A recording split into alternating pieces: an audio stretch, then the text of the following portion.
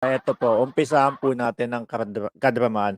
Pero kung bago po kayo dito sa ating channel, please don't forget to subscribe, like, and share nyo na din po itong live stream natin mga kababayan. Umpisahan natin, okay. Umpisahan natin, no? Kay Kokix. Alam na, alam naman po natin na si Kiko nako drama to. Nung mga 3 buwan ang nakalipas, yung saging nagmahal dahil po siguro dala na din po ng kalamidad, dala na din po ng panahon kaya tumaas yung saging. Aba, nagreklamo 250 250 daw pesos po yung saging samantalang yung sinasakyan na sasakyan milyon-milyon naman po ang halaga, 'no?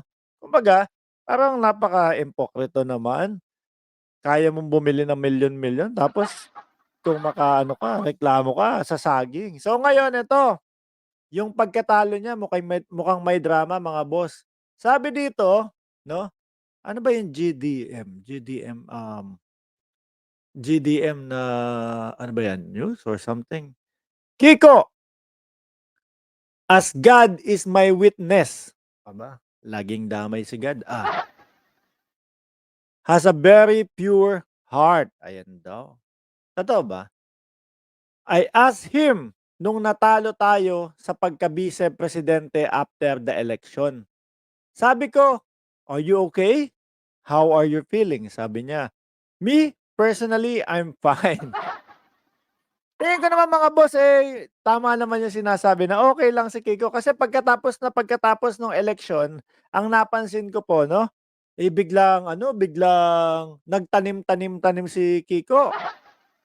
Tanim dito, tanim doon, 'no? Kasi parang tumiming naman yung pagtatanim niya na parang may announcement na nangangailangan sa DA, sa Department of Agriculture, 'no, na mauupo. Sabi ko, "Aba, sakto at timing yung pagkakaano, yung pagkaka-advertisement nung pagtatanim ni Kiko, kailangan na kailangan sa DA."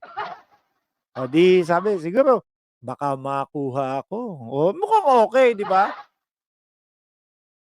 Kaya lang, siguro alam ng government, naku hindi naman para diyaan 'yan talagang tao na 'yan, oh. Sumasakto at tumetiyempo yung kaplastikan. So ito, "How are you feeling?" Sabi daw ni Shawi, 'no?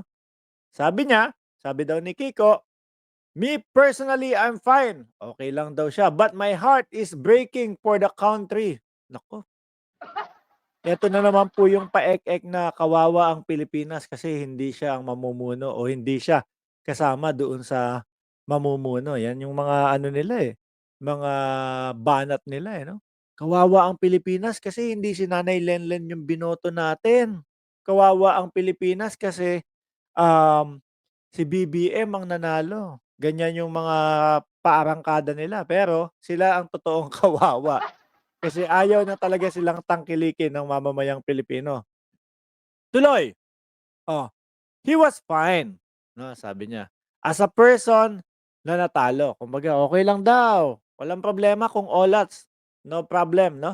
"He felt so bad that lahat ng plano nila ni Ma'am Leni parang sayang kasi maganda at saka tapat." So ano po ang tingin niyo sa plano, 'no, ng Uniteam? Walang kuwenta, kayo lang yung may kuwenta, hindi naman puwedeng gano'n, 'no? Lahat ng, tao merong plano, lalong-lalo na po 'pag naipapakita ng maayos, 'no, yung tunay, yung bukal sa puso, hindi yung nakarinig, Department of Agriculture nangangailangan ng isang tao na magmamaniobra o tama ba yung word kong maniobra? O magpapatakbo ng Department of Agriculture, biglang si Kiko nagtanim-tanim dun. Naalala niyo po ba yon yung panahon na yon, 'no? Sabi ko, "Aba, okey, eksaktong-eksakto." Sabi ni Sir Don Eric Angeles, "Hindi puwede, sabotahe lang ang gagawin niyan." Oh, yun. Yun isa tama po si Sir Don Eric Angeles, mga kababayan, 'no? Kaya hindi din po mapagkatiwalaan ng Uniteam ng gobyerno ngayon, kasi may gano'ng ano, mga pangyayari although hindi sa kanila, 'no? Pero malaki ang posibilidad, 'di ba? Sabi ni Jingle Angeles, "Hello Sir Dwight." Oy, hindi po ako si Dwight Ramos. Ang pogi nun tsaka ang puti nun kung makita niyo ako sa personal, eh, akala mo, para akong puwet ng ano, ng kawali na sunog, nagtututong ano. So yung mga ganito, malabo na 'to, 'no? Kasi, siguro iniisip nila na maiisip ng Pilipino, pakinggan niyo at tignan niyo kung ano yung pagkakamali niyo kung bakit hindi niyo ibinoto si Kiko. May mga gano'ng pa-effect po, pero wala po, eh. Talagang sadyang wala na po. Ako naiisip ko po talaga sa kanila mga kababayan. Eto, real talk sa isip at sa puso ko, malabong-malabo, eh. Malabong-malabo sila na makabalik pa sa paggogobyerno. Ano, siguro sabihin na nating, 18 years or mga 24 years, mga gano'n, eh, imposible pa din po silang makabalik. Maliban na lang kung talagang may mga pumalit kaila mga susunod kaila PBBM at Inday Sara Duterte at do'n sa mga susunod, eh, mga magloko. Eh, 'yun po baka mapag-isip-isip pero malabo pa din. Kumbaga, kung sa pulitika po mga bossing, Chief Amo Sir, siguro sila na yung pinaka, dulo, pinaka-last option na po 'no, ng majority ng Pilipino. Baka po umangat pa si Walden Bello diyan sa mga 'yan sa susunod, kung sakali ano. Anong pagkakamali kung sila ang nanalo? Eh, malamang madami po.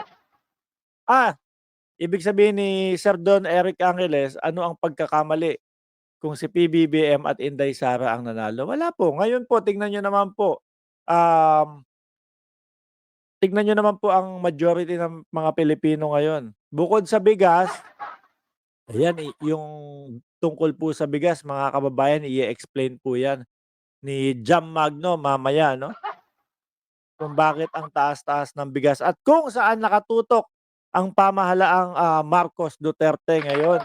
Kung tama ba yung ginagawa nila or kumbaga band-aid solution lang ang ginagawa nila. Pero isa lang nga po, uulitin ko, isa lang po talaga ang nakikikinita ko sa buhay pulitikal nitong mga 'to, wala na. Yung mga pa-drama-drama na ganyan, wala na din po 'yan. Kailan ba sinabi 'to? Paying tribute to her husband's, Senator Kiko Pangilinan on 16 na pala si Kiko, August 24. Oo, 2023, 16 na si Kiko. Oh, yan sakto, 60 viewers. Oh, please don't forget to share, like and subscribe na itong channel na 'to, oh.